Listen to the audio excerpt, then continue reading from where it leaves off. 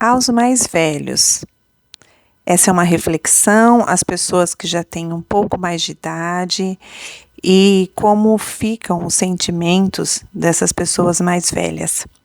Meu nome é Josiane Cristine Ramos Ferreira, sou psicóloga, psicanalista e esse tempinho aqui é para conversarmos um pouco, para pensarmos um pouco sobre questões importantes da nossa vida.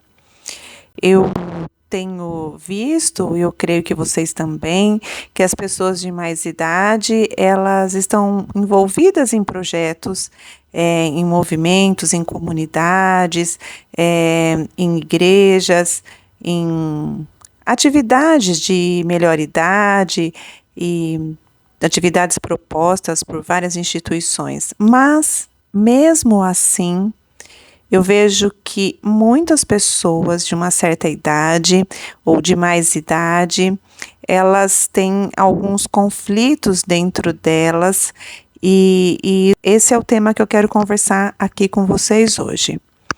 É muito comum, eu tenho percebido isso, que pessoas comecem a sentir que elas já fizeram tudo o que tinham que fazer, já criaram os filhos, algumas têm netos até grandes já, e elas começam um processo de desligamento de muitas atividades. Tem mudado isso, mas eu vejo que muitas pessoas ainda estão nesse movimento de desligamento. Sabem aquela curva que a gente ouve muito dizer, que a gente vai subindo e chega no pico dessa curva na meia-idade e depois é só descida? Uma vida com dores, uma vida com contato com a finitude, uma vida de desligamento das atividades.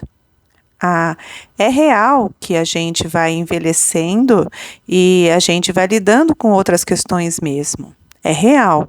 Mas o que inquieta aqui meu coração e quero compartilhar com vocês é que com mais idade há um potencial muito especial dessa fase e há muita força ainda nessa fase e há muita disposição também nessa fase. Pode ser que não seja, e não é mesmo, né? Quando a pessoa era mais jovem. Ela vai ver essa diferença, né? O Winnicott fala uma coisa bem bonita, eu gosto muito, que a gente vai fazendo elaborações de lutos durante toda a nossa vida. A gente vai elaborando o nosso corpo de bebê, nosso corpo de criança, nós vamos elaborando o nosso corpo de adolescente, nós vamos elaborando o nosso corpo de adulto. O nosso corpo, o nosso crescimento cronológico, ele é repleto de elaborações, de lutos. A gente vai lidando com perdas. Mas também nós vamos ganhando outro tipo de condição, outro tipo de disponibilidade, outro tipo de sabedoria, outro tipo de entendimento, de compreensão das coisas. E isso é um potencial. Então, você que é mais velho, de mais idade, que está ouvindo aqui esse podcast, a gente pode conversar um pouquinho sobre isso e pensar um pouquinho sobre isso.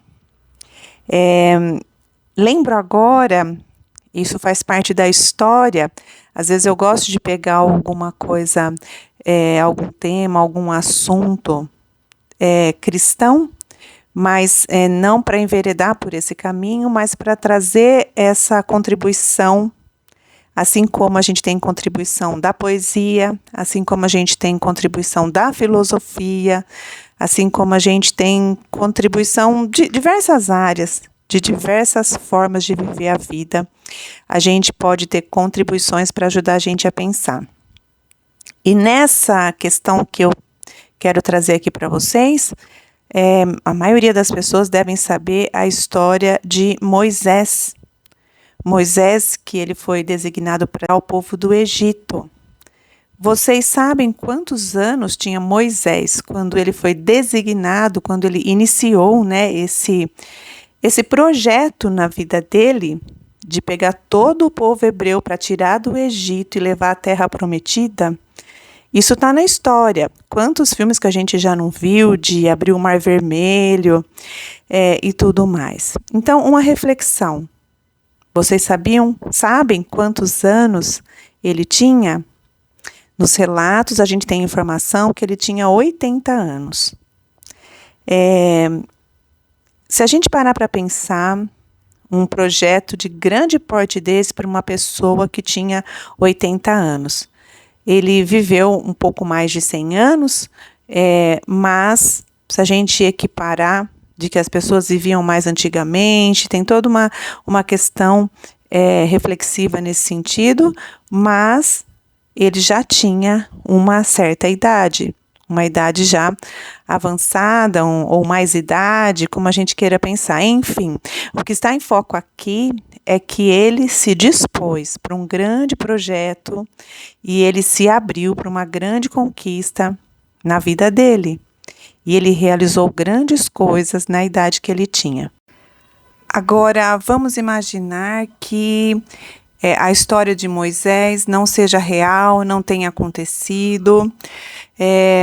Há estudiosos que dizem que há essa possibilidade, mas ninguém sabe ao certo.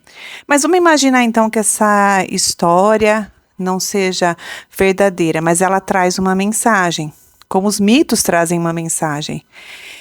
Mas nós podemos olhar as pessoas ao nosso redor, da nossa atualidade, pessoas que a gente conhece, pessoas que estão se sentindo vivas e produzindo. Lembro de Winnicott novamente. Ele disse assim: eu quero estar bem vivo na hora da minha morte. Olha que importante isso.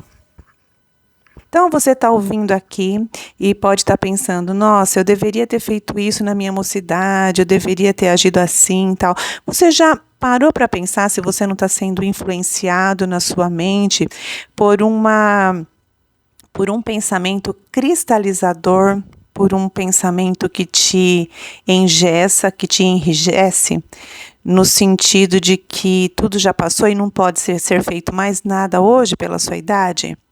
Se você se vê assim, é muito importante que você possa abrir tua mente, que você possa se rever e enxergar o potencial que há em você. Tem coisa que você tem hoje que você não tinha antigamente. É muito interessante se a gente começar a olhar para a gente de um outro paradigma. Não do paradigma da dor, do envelhecimento, de tristezas, de lutos, porque tudo isso, na verdade, faz parte da vida desde bebê. A gente vem fazendo lutos na nossa vida. Então, agora, já numa idade mais velha, é muito importante que a gente não fique conectado na tristeza, nas perdas, e sim nos ganhos e naquilo que temos potencial para realizar. Vocês já chegaram a pensar do porquê de estar vivo ainda aqui? Esse ainda não é para dizer que está muito velho e esse ainda se refere a isso, mas o ainda é de você estar aqui. Pense comigo. Tudo que nós passamos na pandemia, né? Todas as pessoas que partiram para uma outra vida ou para uma outra situação, não sabemos nada sobre isso, né?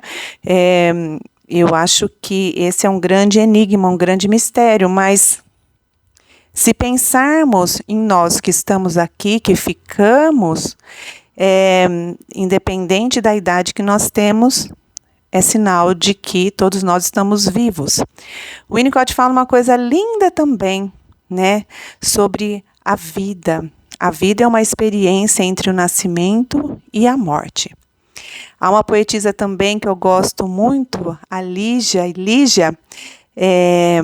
Ela diz o seguinte: não basta estarmos vivos, é importante nos sentirmos vivos. Você se sente vivo? Você sente você habitando o teu próprio corpo? Você sente que você tem um potencial para realizar grandes coisas? Então, pense nisso e desfrute da tua capacidade, do teu potencial. E quando você coloca isso em prática, isso faz bem para o outro e faz bem para você também. Isso reverbera na sua vida de uma forma positiva. Uma ótima semana!